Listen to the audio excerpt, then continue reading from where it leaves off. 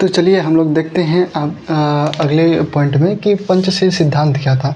तो पंचशील सिद्धांत एक तरह से कहेंगे कि ये जो सिद्धांत थे ये कैसे लोगों को रहना है, किस नियम में रहना है, कैसा आचरण व्यवहार करना है, उसके बारे में ये था।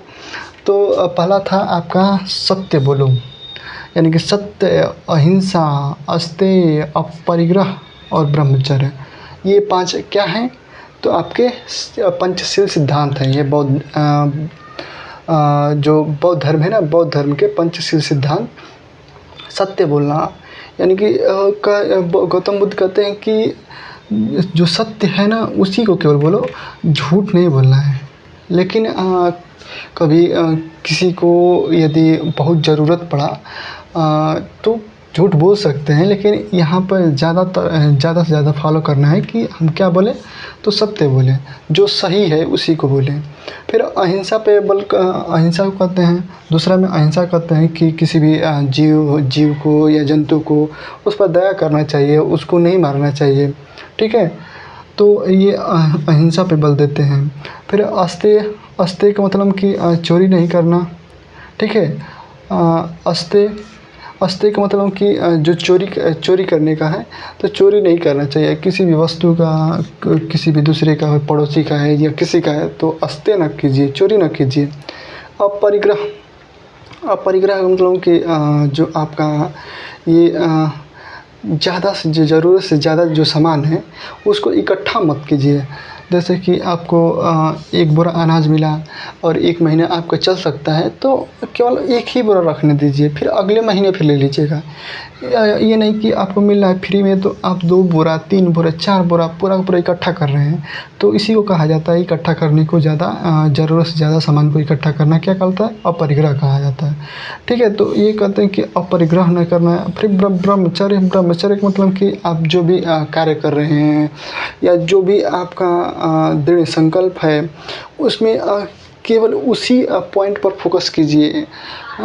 ये नहीं कि किसी दूसरे कार्य पर लिप्त हो गए, यानी कि जो भी आपका जो कर्म था उस कर्म को छोड़ के दूसरे कर्म पर लिप्त हो गए, यानी कि वो ये पॉइंट ब्रह्मचर्य से यहाँ ये लिया जाता है, ठीक है। चलिए तो यहाँ से पंचशील सिद्धांत आपको समझ में आ गया होगा। पंचशील 5 प्रकार के सिद्धांत हैं। एक सत्य है, एक अहिंसा है, एक अस्तेय है, एक अपरिग्रह है, एक ब्रह्मचर्य है। ये था मध्यम मार्गियों के लिए, जो मिडिल फैमिली से जो व्यापारी हैं या जो भी मिडिल फैमिली से आते थे, तो उनके लिए 5 पंचशील सिद्धांत दिया गया था कि इनको आपको फॉलो करना है। लेकिन जो लोग यहाँ पे रहते थे, जो लोग इनके संघ समितियों में काम करते थे, संघ में रहते थे, तो उनके लिए ये था कि आप लोग 10 शील सिद्धांत को फॉलो करेंगे। ये 5 शील सिद्धांत और प्लस आपको ये भी सिद्धांत फॉलो करना है।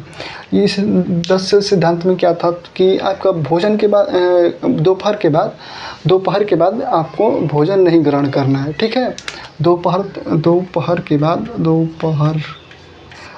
के बाद आपको भोजन नहीं ग्रहण करना है, ठीक है।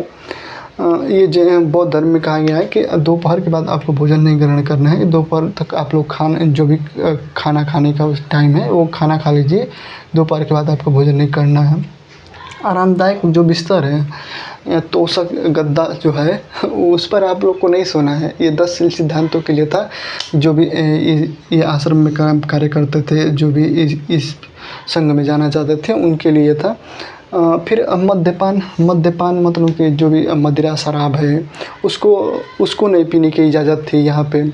फिर व्यभिचार नहीं करना है, फिर व्यभिचार और चोरी नहीं करना है। फिर जो कीमती वस्तुएं हैं, कीमती घड़ी हो गया, बेल्ट हो गया, चश्मा हो गया, तो ये सब है कीमती जो भी वस्तुएं हैं, इसका आप लोग को प्रयोग नहीं करना है। यदि आप बौद्ध संघ में जा रहे हैं तो वहाँ पे बौद्ध संघ में आप वहाँ के शिष्य हैं तो इसको नहीं ग्रहण करना है।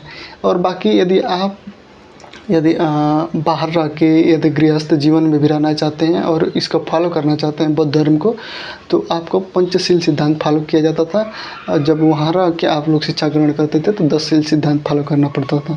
10 शील सिद्धांत में पंचशील और 10 ये 5 शील और यानी कि 10 शील को ये फॉलो करते थे जो यहाँ पे रहते थे, जो मिडिल फैमिली से थे, जो गृहस्थ जीवन भी व्यतीत करना चाहते थे, उनके लिए ये पंचशील सिद्धांत था। जो भी बौद्ध धर्म की मान्यताएं हैं, क्या क्या ये लोग मानते थे, क्या नहीं मानते थे, उसको भी थोड़ा सा देख लेते हैं। ये लोग ज़्यादातर देखेंगे तो अनिश्वरवादी थे।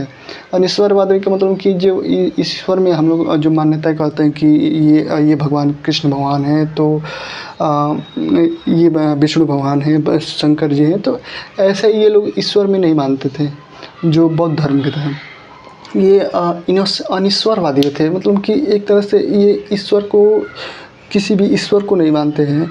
ये केवल एक तरह से सत्य को जानना चाहते हैं। केवल ये एक तरह से एक पॉइंट पकड़ते थे स्तूप का, और वहाँ पे ये लोग साधना करते थे। ठीक है, मूर्ति पूजा विरोधी थे।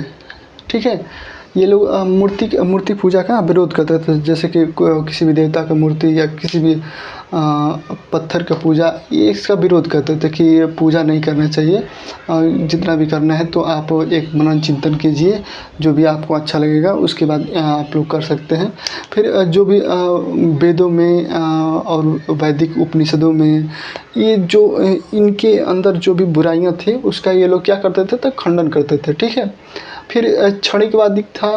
फिर ये कर्मवादी सिद्धांत पर ज़्यादा फोकस करते थे, यानी कि ये लोग एक तरह से देखेंगे तो जो आपका मोगली पुत्र गोसाल हैं, वो कहेंगे कि भाग्यवादी सिद्धांत, यानी कि जो भाग्य में लिखा है वही मिलेगा आपको। तो ये कहते कि नहीं, भाग्य में नहीं, कर्मवादी, कर्म करो उसके अनुसार आपको फल मिलेगा। ठीक है, तो ये कर्मवादी सिद्धांत को फॉलो करते हैं। ये पुनर्जन्म, यानी कि यदि अच्छे कर्म करेंगे आप, यानी कि कर्मवादी अच्छा काम करेंगे तो हो सके आपको क्या मिल जाए, तो पुनर्जन्म मिल जाए। तो ये पुनर्जन्म पर विश्वास करते हैं बौद्ध धर्म वाले, लेकिन आत्मा पर विश्वास नहीं करते। ठीक है, ये लोग आत्मा पर और ईश्वर पर विश्वास नहीं करते हैं, जबकि पुनर्जन्म पर विश्वास करते हैं और कर्म पर भी विश्वास करते हैं। ठीक है, तो ये थे आपकी मान्यताएं, पंचशील सिद्धांत, 10 शील सिद्धांत, और इसकी जो भी मान्यताएं थी उसको देख लिए। अब इसके बाद हम लोग देखेंगे जो भी आपका संगीतियाँ हैं उसको भी देख लेते हैं।